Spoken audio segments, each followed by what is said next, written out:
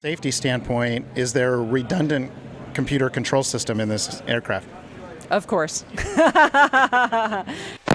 Chandler Tower, Cherokee 4121 Tango, so Chandler Air Service. We have Zulu, and we'd like a south departure, please. What does it say to be an angel? Where does the sun go when it sleeps? Is every star that shines so brightly in the sky another promise I must keep? I know I should by now.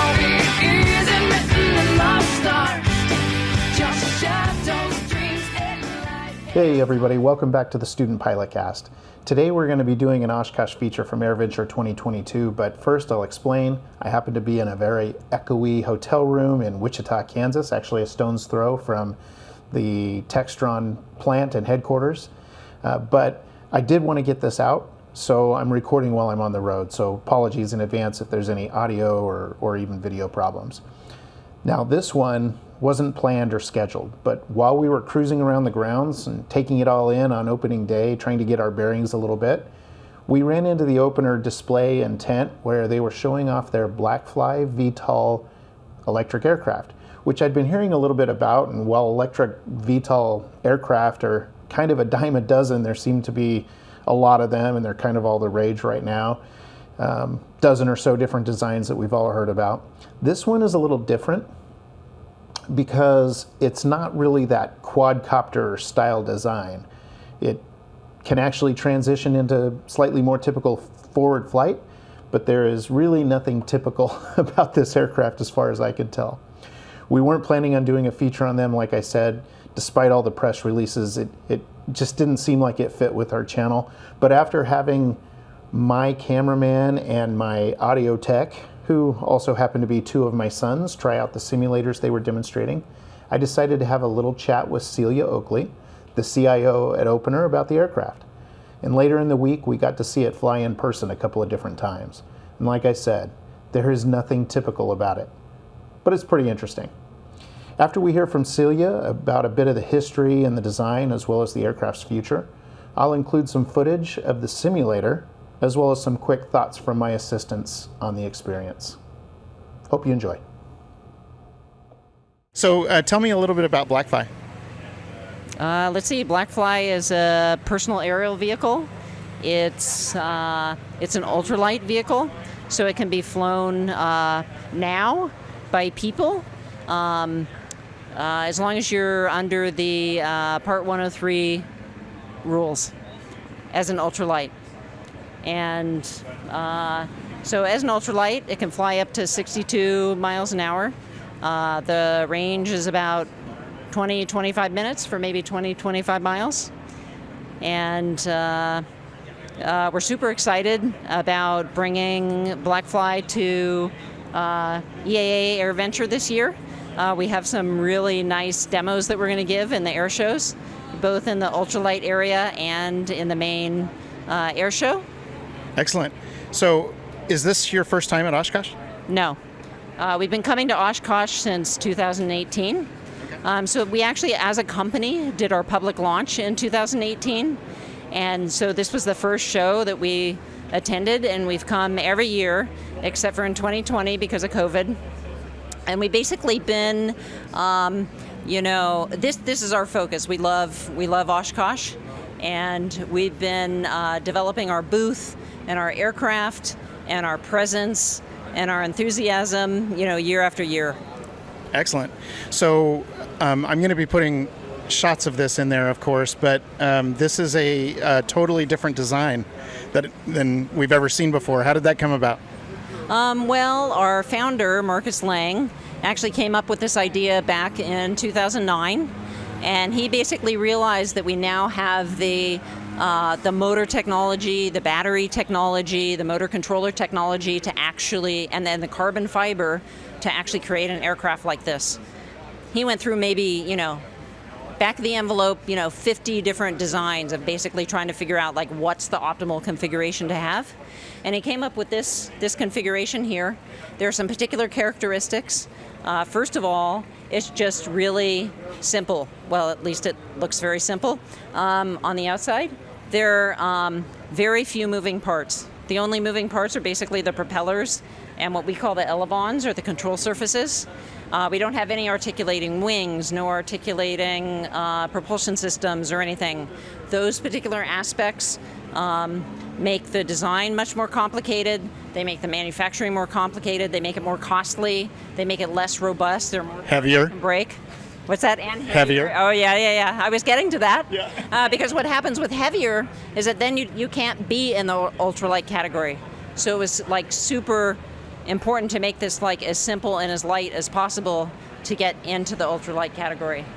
So another aspect that's different about a lot of other aircraft is that a number of aircraft that are kind of these VTOL aircraft, they basically only sort of hover and move around and hover. They're basically like a glorified quadcopter, whereas BlackFly actually has that capability to basically lift up and hang on the propellers, but you can then transition into cruise and fly faster to the point where you're actually getting lift off the wings. And then you're just flying more efficiently and more smoothly and whatnot. Yeah, it's really interesting. Is this a bespoke control system, or did this come from some other type of aircraft? In other words, how the pilot controls the aircraft. It seems rather different. Oh, the way that the pilot controls the aircraft is they use a joystick, and we've actually designed the joystick ourselves in-house. We initially used one that was off the shelf that was pretty close, but it was very heavy and clunky. So we've basically in-house designed a very slick, very customized, very specialized joystick that is really easy to use. And so just in a very short period of time, we actually teach people in our simulator in about 5 minutes how to fly a BlackFly. And so it's very simple commands of the joystick. Push it forward to pitch forward more and go faster. Push it sideways to make a turn, or if you're in hover, just to fly sideways. Or twist the joystick to change your heading, or use a thumbstick Yaw, to in go other up and words. down. Yep, yaw. Okay. And then push the thumbstick up or down to basically change your altitude. So super simple. You can learn it really quickly. Obviously, we have a much more extensive training program. If there are any emergency situations or anything like that, we teach you all of that in our training program. Yeah, what's interesting about it is when you pitch forward, for example, it doesn't affect your altitude. The altitude is controlled by a thumbstick, correct? Correct. So what happens is that's all a function of the control system that we've designed, which is, again, custom in-house. This is a new type of aircraft, warrants a new type of control system. And the other thing that we've done is we've basically taken all of the complexity of controlling an aircraft, and we've put that all inside of the computer.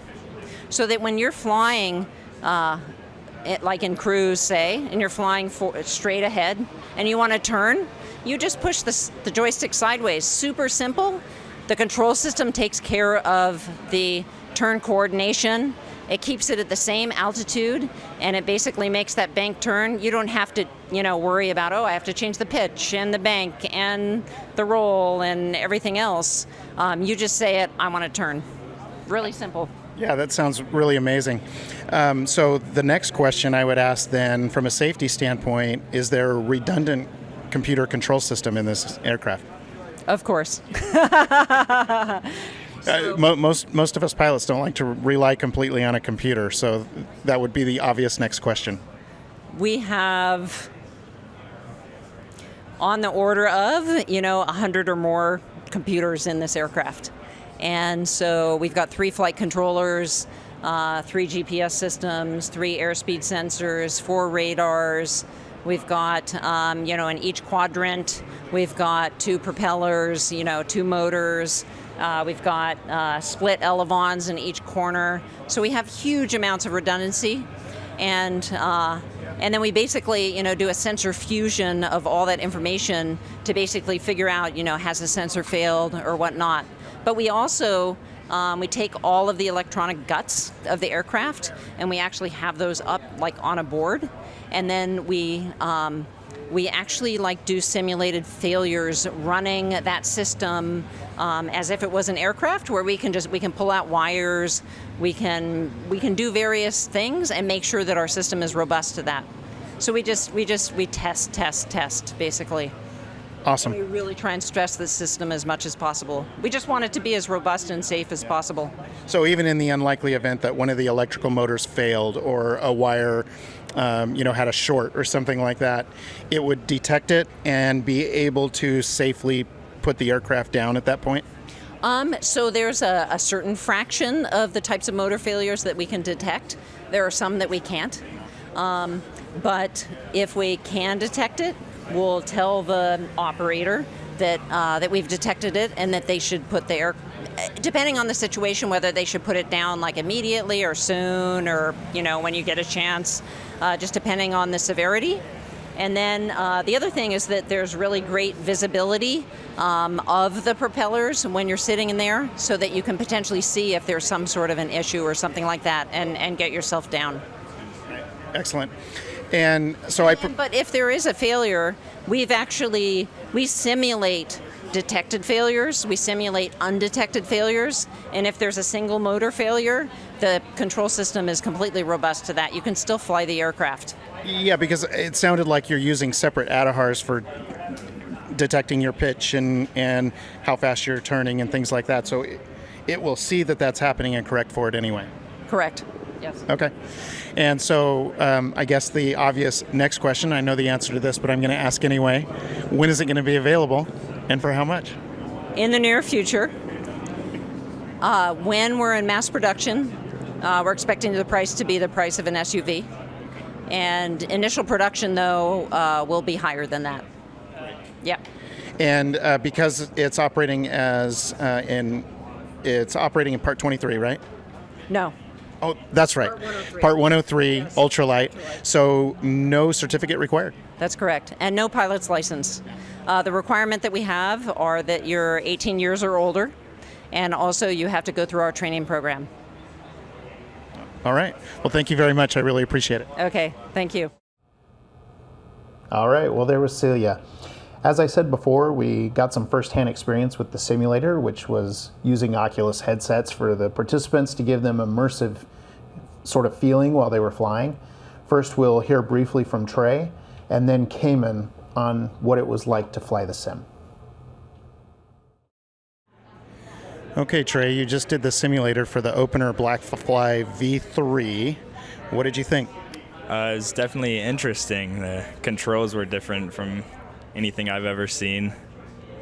Felt weird to maneuver, but it was fun. How did the controls work?